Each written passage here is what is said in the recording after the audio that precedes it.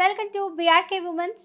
నేను మీ పల్లవి. ఈరోజు మనతో పాటు అయితే ఒక ఫేమస్ పర్సన్ ఉన్నారండి. ఆయనే మరెవరో కాదు, మ్యూచువల్ ఫండ్ డిస్ట్రిబ్యూటర్ అండి. బొడిగెల సాల్మన్ గారు మనతో పాటు ఉన్నారు. సార్తో మాట్లాడి పూర్తి వివరాలు తెలుసుకుందాం. నమస్తే అండి. నమస్తే అమ్మ. ఎలా ఉన్నారు?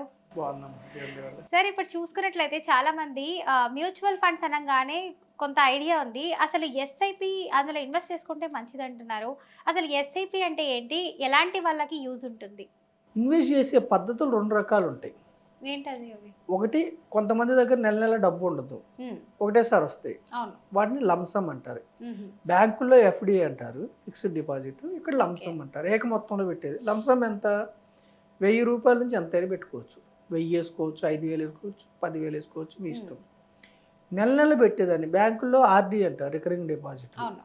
ఇక్కడే సిప్ అంటారు, okay. Systematic investment plan. Plan. ఇక్కడ ఏంటంటే సిప్ను మనం ఎందుకు ప్రమోట్ చేస్తున్నామంటే అమ్మా, ప్రతి కుటుంబానికి సిప్ అనేది కంపల్సరీగా ఉండాలి.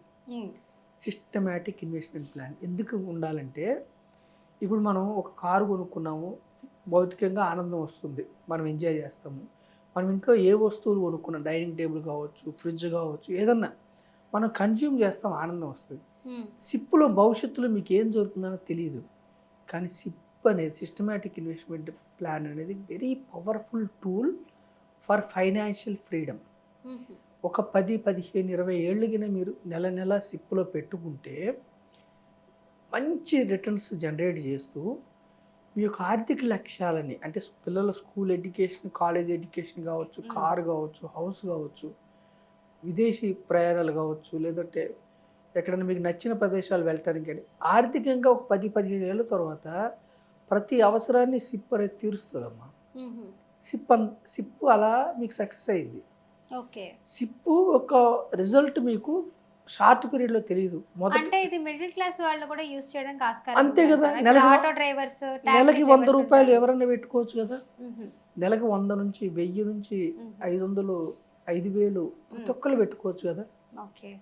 కాకపోతే ఇక్కడ ఏమిటంటే మీరు అర్థం చేసుకోవాల్సింది, గ్యారంటీడ్ రిటర్న్స్ ఉండవు. ఈక్విటీ మ్యూచువల్ ఫండ్స్లో గ్యారంటీ ఉండదు. నాన్ గ్యారంటీ అంటే కంపెనీస్లో ఓనర్ అయినప్పుడు ఓనర్కి గ్యారంటీ ఉంటుందా? ఉండదు. ఎంప్లాయీకి గ్యారంటీ ఉంటుంది.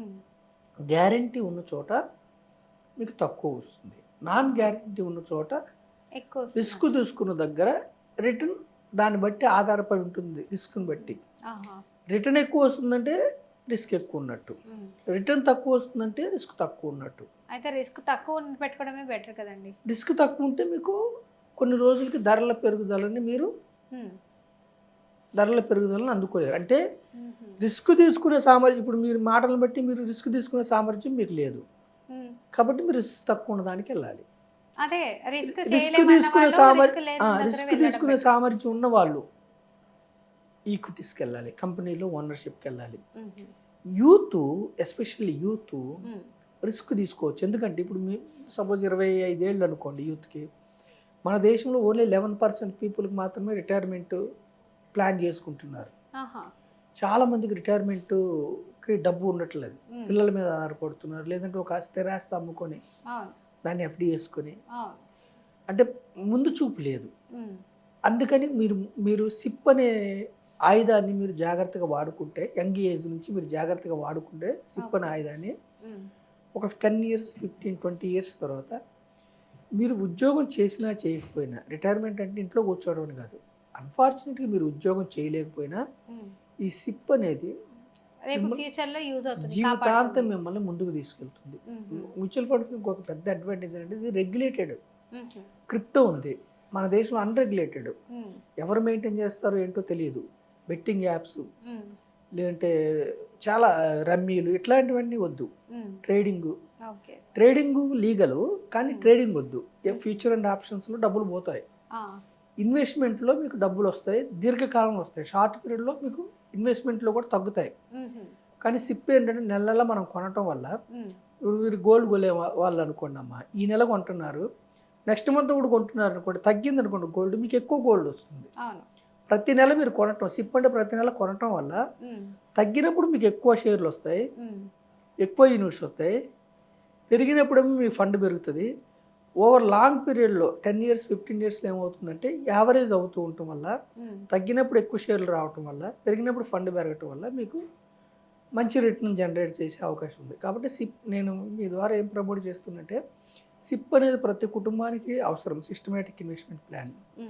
దీంట్లో ఉన్న అనుకూలతలు ప్రతికూలతలు తెలుసుకొని, ప్రతికూలతలు పెద్దగా ఉండవు. లాంగ్ టర్మ్లో, షార్ట్ పీరియడ్లో కొంచెం తగ్గుతుంది. అదొకటే ప్రతికూలత.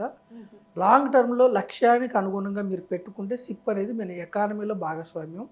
పెద్ద పెద్ద బ్యాంక్స్లో మీరు ఓనర్స్ అవుతారు. పెద్ద పెద్ద ఫార్మా కంపెనీస్, హాస్పిటల్స్ కానీ, ఆటో కంపెనీస్ కానీ, పెద్ద పెద్ద కంపెనీస్లో మీరు ఓనర్స్ అయ్యి డబ్బు సంపాదించుకోవడానికి సిప్ అనేది మంచి టూల్ అని నేను మీ ద్వారా తెలియజెప్తున్నాను. Okay, thank you so much అండి. చాలా చక్కటి ఇన్ఫర్మేషన్ ఇచ్చారు. చాలా మందికి సిప్ అంటే ఏంటో తెలీదు. సో సిప్ వల్ల ఎలాంటి యూజెస్ ఉంటాయి. చాలా థ్యాంక్ యూ సో మచ్ అండి. Thank you. సో చూసారు కదా వ్యూవర్స్, మీకు కూడా ఇంకా ఏదైనా డౌట్స్ ఉంటే కింద స్క్రోల్ అవుతున్న నెంబర్కి కాల్ చేసి సార్తో మాట్లాడొచ్చు. లేదు మేము కమెంట్ రూపంలో తెలియపరుస్తామంటే కమెంట్ రూపంలో అడగండి. క్వశ్చన్స్ అన్నీ నోట్ చేసుకొని అవే క్వశ్చన్స్ అన్ని సార్ని అయితే అడగడం జరుగుతుందండి. Thank you so much for watching. Thank you అండి.